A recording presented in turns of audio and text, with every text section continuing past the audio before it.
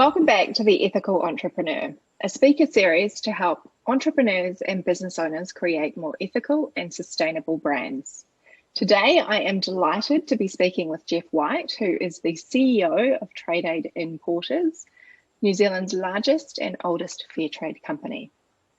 Trade Aid is a multi-facet organisation with a chain of retail stores, a food and handcraft wholesale operation. It carries out supply chain management for large corporate customers, and most recently, it opened a chocolate factory in Christchurch. I love that. Jeff has just finished 8 years on the board of the World Fair Trade Organisation, serving as Vice President for the last 4. The World Fair Trade Organisation focuses on both social enterprise and fair trade. Its guarantee system is the only international verification model to verify that an enterprise is mission-led, focused on the interest of its producers, and that is in the structure, systems, and practices of the enterprise. Today, we are talking about navigating the certification minefield. Welcome, Jeff. Yeah. So when I was researching for this event, I noticed just how many certifications there are out there. How does someone new to the space evaluate third-party certifications? Is there a litmus test for the most credible? Yeah, I think, last time I looked, there were over 400 sort of eco-cert systems around. So it is a minefield, trying to work out what will work. At the heart of all certification systems, though, is the standards or the specifications that you're going to have to meet. So you need to research and understand that and be aware of how that's going to impact your organisation.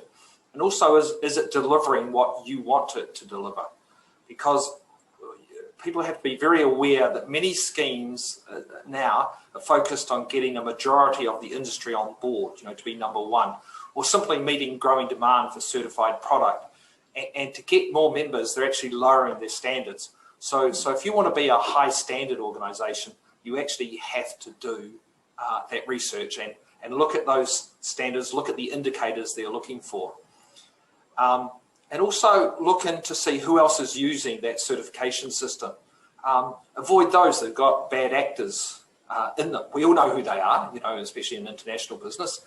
And I would say stay away from those certification systems where those people are involved. And also look to where, some good people are in there and look at those and talk to those people, see what it's like. And look at whether those businesses are fully committed, or is it just a part of their business that gets them in there? Certainly, I think people in the environmental and social spheres are committed businesses, and you might as well be in one that has committed businesses in them. I think as far as a litmus test goes, I always say that, who is the beneficiary and are they benefiting? That would be my number one task of it, and that could be people or it could be the environment. But you need to look at that. And then how much transparency is there in the supply chain? If they're saying, well, we can't tell you things, then there's no trust within that supply chain. And I would say that is a certification that you'd want to steer away from, keep away from. Right.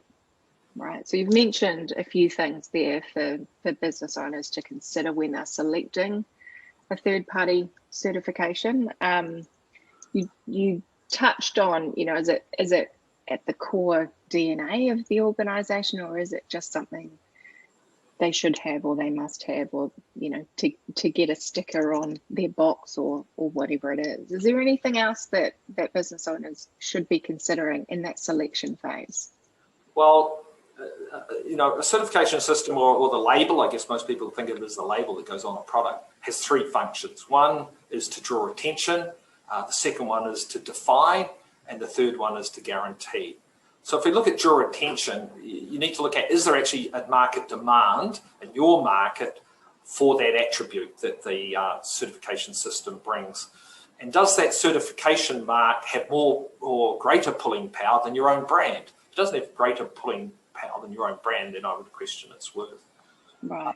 The second point is define. What is it defining? It's got to be the value add, organic, fair trade, etc. And that's where that research into the standards and the indicators are, because they're the things that you're going to be measured against, and you need to know what they are and whether you measure up to that clearly. And the third one is around the guarantee, is that's the audit process. So that's the audit function of a certification system. And it's worth looking at how often does that occur and what is the cost of that. Because a lot of the certification systems, we're in a few of them, are based out of Europe. We don't have auditors within New Zealand, the closest is Australia. And we, two of us from that system, we have to pay for someone to fly from Australia to New Zealand to carry out the audit. So you need to be aware of that up front before you jump into a certification system. Yeah, right. Okay. And so the same can be said for New Zealand certifications, that, somebody overseas, and our audience is global. So someone in the US and in Europe should be looking more locally. Is that what you're saying? Well, no, I'm just saying that look into what the real costs are, because some of these carry quite extreme costs, and you need to be aware of that. And it's the audit process where the costs hit you. People think it's actually in doing the work. It's not. It's that audit of it. But I would just, around all of that, I'd just raise 2 points. Be skeptical of certifications without trust, transparency, and members without full commitment. And always say to people, certification should only be a complement to the values of the business and how you're carrying out business. It should not be a substitute for it. So it's very important that that's taken into account. Yeah, absolutely agree. So you mentioned the credibility with consumers there too, and we've already said that certifications can be a minefield for businesses, but the same can be said for consumer perspective too, right? How knowledgeable do you think consumers are about all of these different certifications? Not very knowledgeable, sadly to say. People do rely on labels to well, I think there are two camps. You've got people who, majority of people do rely on labels, and then there's a group that are actually skeptical of them altogether and want to stay away from them. So, it's a minefield, but more and more access to market is being determined by having a label, having a certification system backing up your claims. So there's not many businesses around now that can supply into certain markets, especially, if we look at organics, and we can see that there's new legislation now going through New Zealand Parliament that will regulate what you can say about organic. So the word organic will only be able to be used on products when it's backed by a certification system. And that's going to be the law probably later this year or early next year. So I would say a lot of people in this field are going to be forced to go into certification systems. And with that regulation, then there's a little bit more trust from the consumer. Yeah. I don't think it's there at the moment, because I know instances where it's organically grown, but it could mean good things and it could mean bad things. So, right. So, legislation is one thing, and that can help raise awareness with consumers, but how do we as brands educate our consumers on the ethical decisions we make, especially around those certifications? How can we, I guess, amplify the good work that is being done by the most credible certifications out there? I think first is that transparency should be the top of everything. You need to be completely transparent with what you're doing, say why you're using a certification system and how you're using the certification system. And I think it's being committed beyond certification. It shouldn't be, certification should just be the entry point. It should be the top line point. And I see some people that get a certification system and they say, I'm good because look, I'm certified. It shouldn't be that. You need to be authentic about it. And I think that means becoming involved in your full supply chain, allowing the voice of other people within your supply chain to be heard. So it's just not you telling the consumer how good you are or what you're doing. And I think it's also businesses can gain credibility through active membership of industry organisations, and I emphasise the word active in there, or through corporate responsibility programs like B Corp that gives credibility to what they're saying and that they know that it's going to be carried out. Yeah. But remember, as I go back to, certifications are a complement, not a substitute. And one should always use your brand to speak to your customers, not a certification mark. A lot in the fair trade world got burnt, especially in Europe, where they were simply, in the early days, they're simply saying, look at the mark, find the fair trade mark, that means it's creditable. And then what happened is the mark opened up to a lot of multinational players, I don't think who were that credible, and the original, the authentic fair traders got left behind because people are saying, well, they've got the mark on it, they're equal to you people. And they certainly were not equal. So yeah, that's a really good point, actually. Yeah. So always use your brand to speak to your customers, not the certification mark. Yeah. And actions are louder than words. Your customers are always watching you. Absolutely. So you mentioned earlier there are over 400 eco labels alone, probably with more and more entering the market each year. What do you think is the future for certifications? You know, should we be expecting more regulation, or is the market going to determine what's required? I think both. I think we'll see more and more labels coming onto the market, and especially kind of self-owned labels. I think if we look at Cadbury's, who've got their Cocoa Life program now, so they've ditched the fair trade label and they're using Cocoa Life, so they've come up with their own. I think we'll see a lot of the bigger businesses doing that. One, from a cost perspective, and two, so that they have total control over what the standard says and they can adjust the standard as they see fit.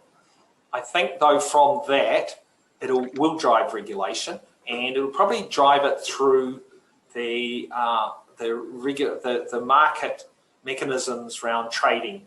So government's trading to trading. So New Zealand's changing legislation around organic because it's entering trade agreements with countries who have organic standards, and we have no standard for what organic means in New Zealand. So I think that international trade will start to bring that back, and we will see further regulation come in through that mechanism, but it might be a few years away on that. Europe will go first on that, and we're starting to see that happen over there. I don't know whether that'll be a good or bad thing, so we'll just have to wait and see. So what's your feeling on the own brand labelling system? Because that seems to be as though it's creating more clutter and more confusion for consumers. It is, and it's just a marketing ploy. You know, you can't. A single organisation can't own its own brand, can't set its own standard, and then measure itself against its own standard. There's no credibility in that. But the problem is these guys have large marketing budgets, and they can present it as quite credible. And they can have a third party. They can even have a third party auditor come in and audit it.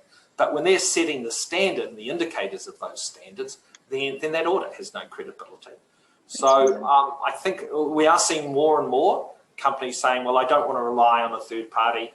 My brand's big enough to say I'm good because I say it's good, and they have marketing budgets to back it up. So that's probably the biggest challenge, I think, to true certification systems than these other ones that are coming in with far bigger marketing budgets.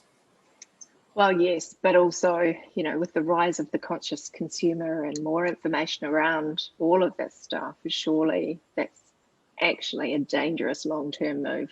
It is an extremely dangerous long-term move, yeah. Yeah. Okay. Look, we've just got time for one final question, and this is one that the audience is going to be familiar with. If you were embarking on a new business idea or looking to improve an existing business, given what you know, with all the time that you've had in fair trade, what would be the top 3 things that you would prioritise? I think firstly, be principled. Values should be at the heart of everything you do and your business does. And those values can't just be words on a piece of paper or on your website. They've got to be embedded into your processes. And so that gives people guidance about the way they should behave and the way they shouldn't behave. I think that's the first one. Then I think that covers all sort of environmental and social justice businesses. I think then it drops down to, you know, some pretty standard things, which is to have great people on board. You know, success I think is easier or might only be achieved if you have kind of the right people doing the right thing right. You know, that's number one. And look after those people's really well. So the well-being of those people, and by people I mean staff, I mean suppliers, I mean customers, is paramount to a business, and then have alignment of priorities in those people. When those things fall in place, business is a lot easier. Thirdly, I think I would say learn from others. I'm always surprised, but I shouldn't be, of how much advice you can get from within your own industry, from your competitors. Most people are actually quite happy to share their knowledge with you. And the second one, especially for smaller social justice businesses, is you won't have the expertise within your business. You won't have expertise in every area. So look for those who've got it, ask for it for free. If you can't, then you have to pay for expertise. You'll get there a lot quicker if you do that than trying to do it on your own. Yeah. I would throw a fourth in if I can. I mean, you said three. Yeah, go for it. Go for it. I believe you have to be data-driven today. There's enough stuff around and metrics out there that you shouldn't be doing business on a hunch, that all decisions should be made using credible data, and the data should be such that it gives you clarity and foresight. So not looking backwards, but data that looks forward. It's really hard to find that data, but when you can find that lead data, it is really, really critical to businesses. I think a lot of social enterprises kind of, when I see them, fall down in that small area, that they are working on their kind of hearts, and that's driving their decision making, and that's good, but there needs to be the data sitting behind it, so you have that clarity. Yeah. Yeah, that's a really valid point, and as a data-driven marketer, music to my ears. So thanks so much for your time today, Jeff. You know, the road to finding the perfect certification for your business can be paved with minefields and roadblocks. It's certainly been invaluable getting input from someone so passionate about doing it properly and for the right reasons. But before we go, I understand you've got a cause that you'd like to make an appeal out to our New Zealand audience about today. Yeah, and I guess this comes back to my comment about people, you know, looking after people. We, for a number of years now, and in fact, if we can go back 20 years, Trade Aid has been advocating to the government to have an anti-slavery law within New Zealand. So that looks at some international supply chains to make sure that we don't have slave-made products coming in. Now, we used to think this wasn't a problem or couldn't be a problem. It is, it still is. Added to that, we now have proven cases of slavery within the country. So we're back on the bandwagon again, and on the 25th of March, so today, we are releasing a petition that will go to Parliament, calling on Parliament to enact a anti-slavery bill into the New Zealand market. Wow, so I'm going to put the link down here. It's an absolutely necessary piece of legislation. Thanks for sharing that with us, Jeff. All you Kiwis out there, pop on over, sign the petition, and I will see you back here for more how-tos on ethical and sustainable business practices tomorrow. Take care.